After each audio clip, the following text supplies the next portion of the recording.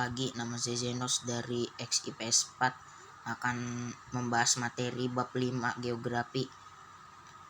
Dari slide sebelumnya saya membahas dari slide 1 sampai 11. Saat ini saya akan melanjutkan materi slide 11 sampai 36. 12 sampai 36. B. Patahan atau sesar atau fault dibagi menjadi 3. Yang pertama sesar naik dan sesar turun. 2. Graben dan horst. 3. Sesar mendatar.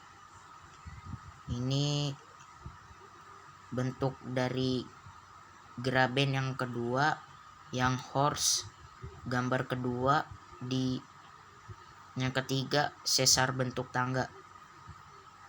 Yang B. Vulkanisme. Vulkanisme adalah peristiwa yang berhubungan dengan magma yang keluar mencapai permukaan bumi melalui retakan kerak bumi. Peristiwa ini disebut terusan kepundan atau diatrema. Yang pertama 1. Magma. Yang kedua sumber bahan aktivitas vulkanisme. Yang ketiga material hasil aktivitas vulkanisme dibagi menjadi 3 bagian. Yang A. Benda padat atau eflata. Yang B. Benda cair. Yang C. Benda gas. Benda gas dibagi menjadi 3 bagian lagi.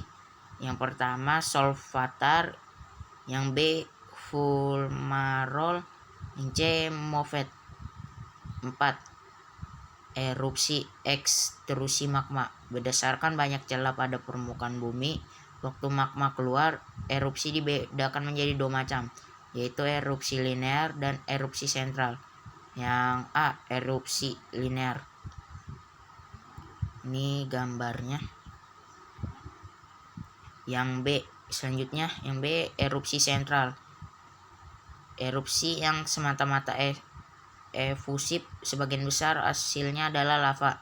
Yang kedua, erupsi yang semata-mata eksplosif, sebagian besar hasilnya adalah berapi embrio.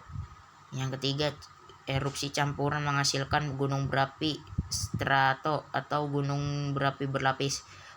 Erupsi ini terdiri atas bahan-bahan lepas dan lava. Yang gambar A. perisai. Yang B. mar. Yang C. serato. Selanjutnya yang kelima, intrusi atau terobosan magma.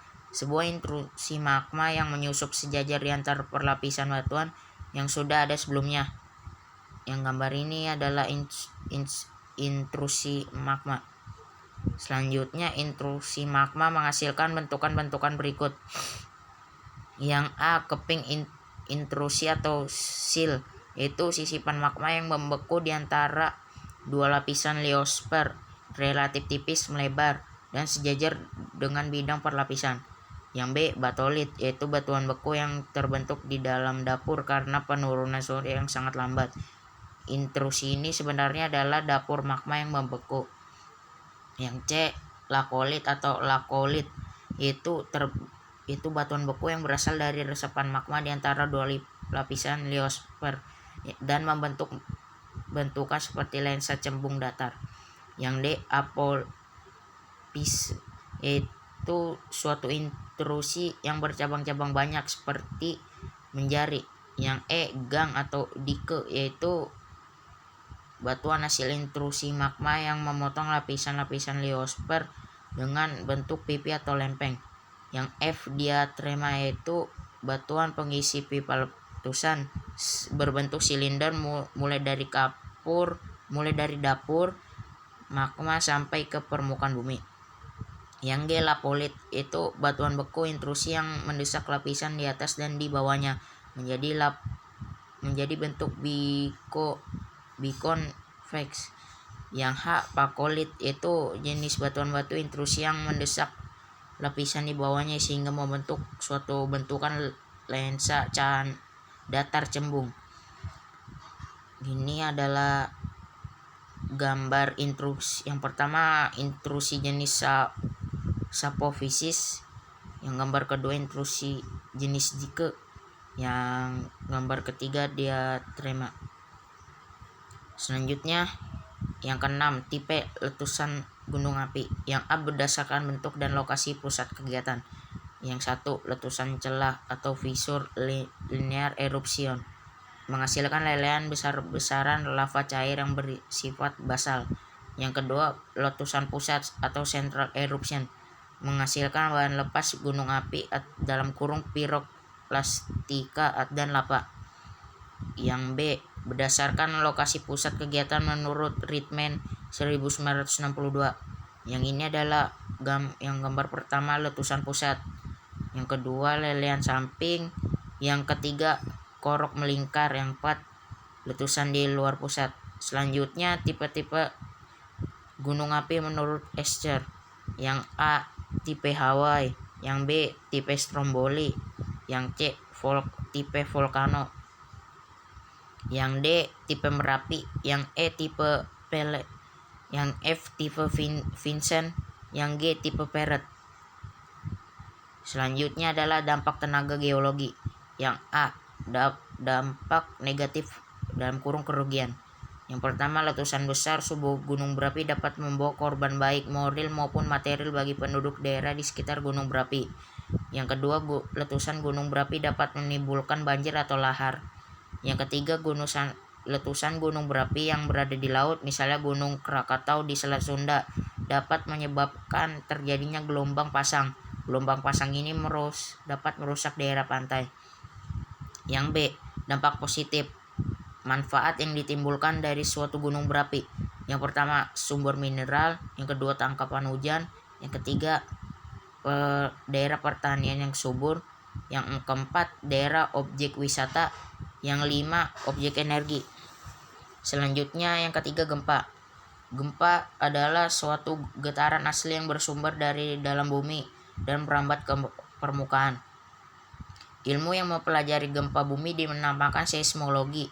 Kerusakan akibat gempa bumi biasanya diikuti bencana sekunder seperti kebakaran, terputusnya aliran listrik, dan gelombang laut yang sangat dahsyat dalam kurung tsunami. Gempa bumi berdasarkan penyebabnya: A. Gempa bumi vulkanik, B. Gempa bumi tektonik, C. Gempa bumi robohan dalam kurung guguran atau runtuhan, yang D. Gempa bumi tumbukan. Gempa bumi berdasarkan magnitudenya.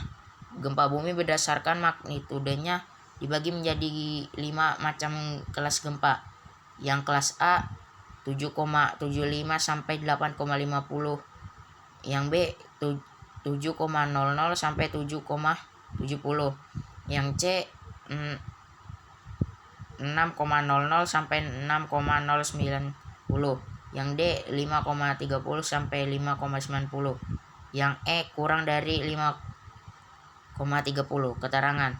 Kelas A dan B tercatat pada seluruh stasiun pencatat. Kelas C tercatat pada jarak busur 90 derajat dalam kurung 100 km. 10.000, maksud saya 10.000 km. Yang D tercatat pada jarak busur sekitar 45 derajat. Kelas E tercatat hanya pada jarak busur sekitar 10 derajat. Selanjutnya, alat pencatat gempa dalam kurung seismograf. Seismograf horizontal hasilnya berupa seismogram. Yang gambar kedua, seismograf vertikal. Selanjutnya, dampak gempa terhadap kehidupan. Besar kecilnya tingkat kerusakan gempa tergantung pada jenis gempa, besar kecilnya gempa, dan tempat pusat gempa dalam kurung dasar laut atau darat. Kerugian akibat gempa yang terjadi di dasar laut relatif lebih sedikit jika dibandingkan dengan kerugian akibat gempa yang terjadi di darat. Gempa dapat terjadi mana saja. Jika gempa itu terjadi pusat-pusat permukiman dan kegiatan penduduk dalam kurung pertanian, industri, dan pertambangan, maka akan sangat merugikan penduduk. Misalnya, bangunan-bangunan menjadi porak-poranda, lahan pertanian menjadi rusak, industri menjadi hancur lebur, bahkan dapat membawa korban manusia yang tidak sedikit. Selanjutnya yang keempat, tenaga eksogen meliputi A. Pelapukan, B. Erosi, C. Pengendapan. Yang A. Pelapukan dibagi menjadi 3, yaitu yang pertama pelapukan mekanik, penyebabnya penurunan suhu, insolasi. Yang C. Perbedaan warna mineral.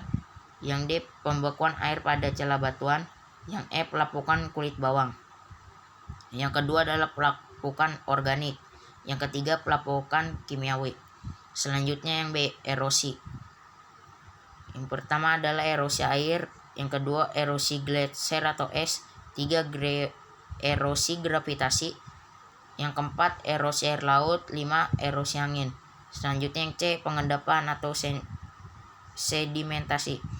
Yang pertama floodplain dalam kurung daratan banjir, yang kedua delta, yang ketiga tombolo. Selanjutnya yang C. Jenis dan proses terbentuknya tanah. Berdasarkan bahan induk dan proses perubahan yang disebabkan oleh tenaga eksogen, tanah di Indonesia dibedakan menjadi beberapa jenis. Yang pertama tanah podzol atau andosol, yang kedua tanah laterit, 3 tanah humus, 4 tanah vulkanis, 5 tanah padas, 6 tanah endapan atau aluvial, 7 tanah terra rosa atau mediteran, 8 tanah mergel atau marbalit, 9 tanah kapur dalam kurung renzina, yang 10 tanah pasir atau regosol, 11 tanah gambut. Yang D. Tanah sebagai lahan potensial. Yang pertama profil tanah.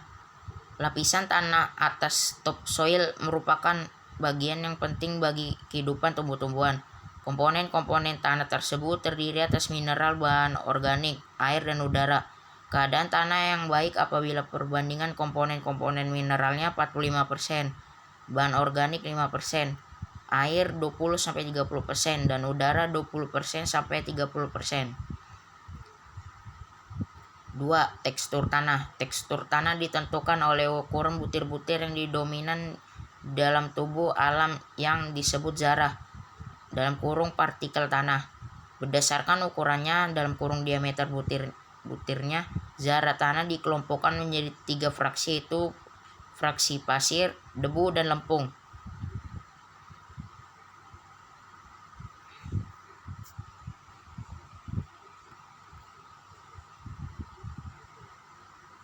Selanjutnya yang ketiga, permeabilitas tanah.